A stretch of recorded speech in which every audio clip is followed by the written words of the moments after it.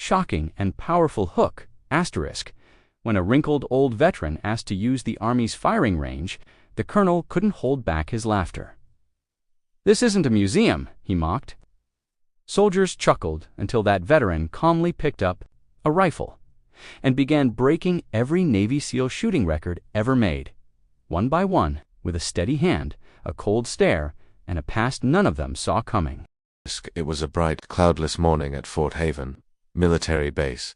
The shooting range echoed with the sharp cracks of rifle fire and the low hum of voices as young soldiers lined up, competing to outshoot one another. Laughter and banter flowed freely. It was a good day for training, and morale was high. The colonel in charge, a well-decorated but cocky man named Harris, strutted behind the firing line, throwing compliments and challenges in equal measure. "Keep it tight, boys. SEALs shoot straighter than that in their sleep," he barked, grinning as the soldiers chuckled.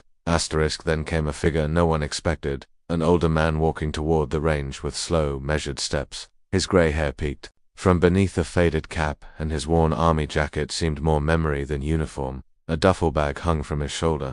He looked like someone's grandfather who had wandered onto the base by mistake, but his eyes told a different story. Calm, focused, sharp, asterisk. He stopped near the entrance of the range and spoke quietly, requesting 5 minutes on the line. "Sir." Asterisk. Colonel Harris turned around, gave the man a once-over, and smirked. "You looking for the museum, old-timer? This range is for active shooters." Asterisk. A wave of chuckles rolled through the young troops. A few elbowed each other, watching the older man curiously. He didn't react. He simply stood, hands relaxed at his sides, like he'd heard that kind of mockery before. "Just 5 minutes," he said again, calmly. Asterisk. The colonel chuckled, waved his hand dramatically. "Fine, let the veteran stretch his legs. Let's see if the old war stories come with skills." Asterisk. Soldiers cleared a space, still grinning, expecting a show, maybe even a mistake they could laugh about later. But none of them knew that within the next few minutes, this quiet stranger would rewrite everything they thought they knew about marksmanship, discipline, and respect. The old man stepped calmly onto the firing line, his boots crunching softly against the gravel. The chatter around the range quieted slightly, curiosity replacing amusement. He knelt beside a shooting bench and set his worn duffel bag down gently, unzipping it with slow, deliberate hands. From inside he pulled out a rifle, not one of the sleek, high-tech models the recruits were using, but an older, customized M4 with a wood-grain grip and finely polished barrel. It was the kind of weapon that had seen more than just training. Drills it had seen war. Asterisk. Colonel Harris folded his arms and raised an eyebrow. "You sure you don't want a scope? Targets aren't painted barns," he joked. Some of the soldiers snorted. Asterisk. "No scope needed," the veteran replied softly, eyes focused on the distant target board. He loaded a single magazine with practiced ease, his movements smooth and efficient. Every gesture spoke of muscle memory earned over years, not weeks. Still, the colonel wasn't impressed. "All right then," he said, waving his hand again. "Let's see if you remember how to shoot." Asterisk. The veteran didn't respond. He lay prone, adjusted his stance, and steadied his breath. Then came the first shot. Crack. The rifle barked once, echoing sharply across the range. The bullet hit the bullseye dead center. A few heads turned. One of the digital monitors flickered as it registered the hit. A second shot followed, then a third. Each one struck the target with perfect precision, forming a group so tight it looked like one whole. The laughter had stopped. One soldier stepped closer to the screen. Sir, those are SEAL-level scores," he muttered. Asterisk. Colonel Harris frowned but said nothing. The veteran continued to shoot, now switching to the timed pop-up targets designed to test a soldier's reaction and speed. Again, he didn't miss a single one. Asterisk. Whispers spread. Soldiers leaned closer, eyes wide. The colonel's smirk had faded. He stepped forward, finally watching with full attention. Asterisk. Something had changed. This wasn't just a lucky old man with a good shot. This was a storm in Stillwater, a man who had returned not to prove himself, but to remind them all what excellence really looked like.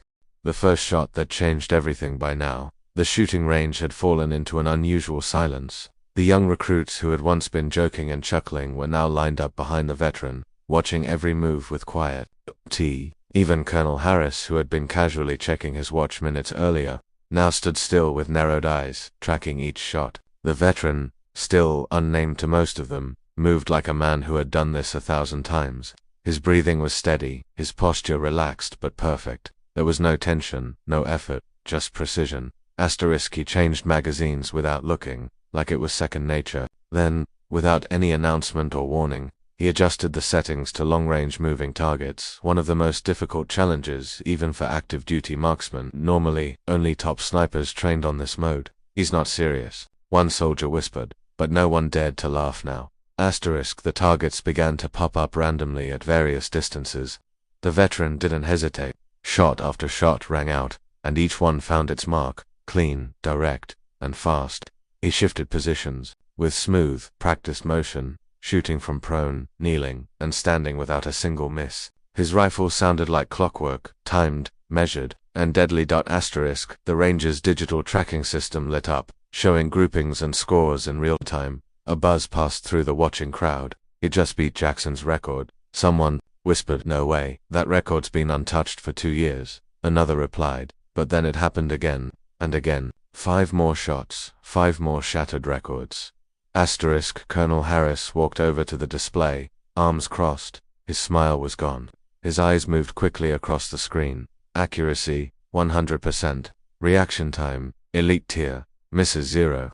The colonel finally turned toward the veteran and asked, almost cautiously, "Where did you serve?"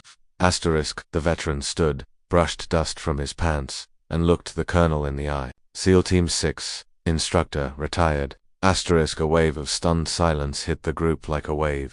For the first time that day, no one had anything clever to say, because now they understood. They hadn't just watched a good shooter, they'd witnessed a legend in motion, shattering the records. The air felt heavier now, as if the entire base had paused to witness something no one had expected.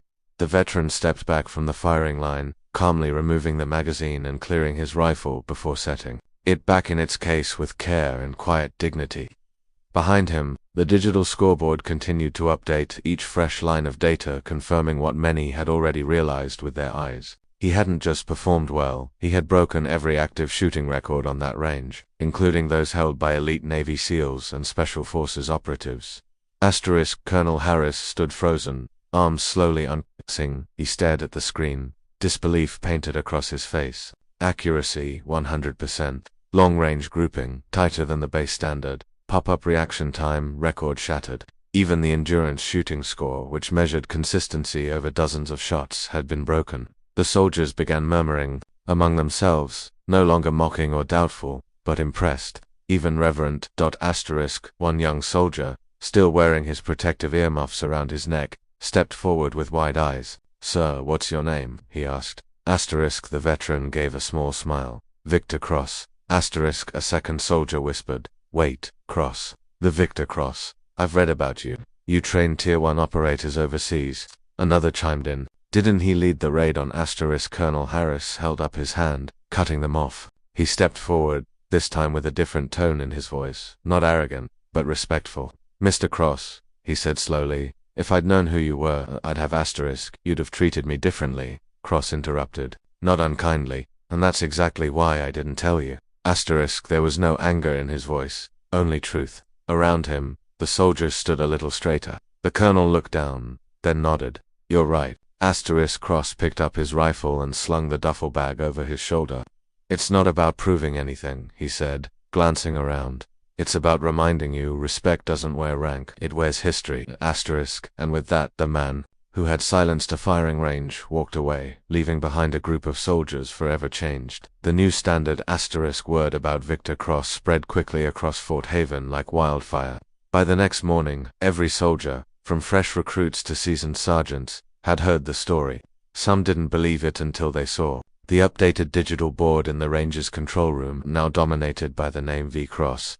Every record, every category, all shattered in one afternoon by a man they had once dismissed as too old to matter. The colonel, now more serious and thoughtful than before, stood at the front of the morning briefing. Gone was the cocky grin. In its place was a tone of purpose. "We all witnessed something yesterday that most people train a lifetime to even get close to. Victor Cross didn't just outperform us, he reminded us what true mastery looks like." The soldiers listened, no longer with casual ears, but with quiet attention and newfound humility. Later that day, a group of soldiers gathered outside the range, talking in low tones. They weren't bragging like before. They were discussing technique, breathing control, and mindset. It wasn't just the way he shot, Private Monroe said. It was how calm he was. Like he wasn't even trying to impress anyone. He was just ... present. Others nodded. The atmosphere had changed completely. Shooting wasn't about showing off anymore. It was about focus, intention, and respect for the weapon, the craft, and the legacy. Even Colonel Harris found himself re-evaluating his own habits. He reviewed his own range scores and shook his head, realizing that for all his authority, there was still more to learn. The base commander, hearing about the incident, officially requested Victor Cross to return as a consultant, not for publicity but to build something lasting, a new kind of training program based not just on skill, but discipline and humility. That evening, a formal invitation was drafted and delivered to Cross's small countryside home. Whether he would accept was uncertain, but one thing was clear: his visit had already reshaped Fort Haven. The soldiers no longer aimed to be the loudest or fastest. They now aimed to be like Cross, calm, focused, and unforgettable. The legend lives on. Weeks passed at Fort Haven, but the memory of Victor Cross remained fresh in every corner of the base. Soldiers now trained with a different energy, more focused, more disciplined, and less ego-driven. The digital scoreboard still bore his name at the top of every category, untouched. It had become more than a set of stats, it was a reminder of what quiet mastery looked like. Then one cool morning, just as drills were about to begin, a black SUV pulled up near the training grounds. The door opened, and out stepped Victor Cross. No fanfare, no announcement, just the same calm presence, the same faded cap, and that same duffel bag slung over his shoulder. The colonel spotted him first and immediately approached, extending his hand with a firm grip and a quiet nod of respect. "Didn't think we'd see you again," Harris said. Cross gave a faint smile. "I heard you sent an invitation. Figured I'd see if you really meant it." He wasn't there to lecture or give long speeches. He simply walked with the soldiers, observed their technique, and offered quiet corrections. A tilt of the elbow, a deeper breath, a clearer focus. His words were few, but everyone carried weight. Young recruits followed him like shadows, eager to learn not just how to shoot, but how to carry themselves.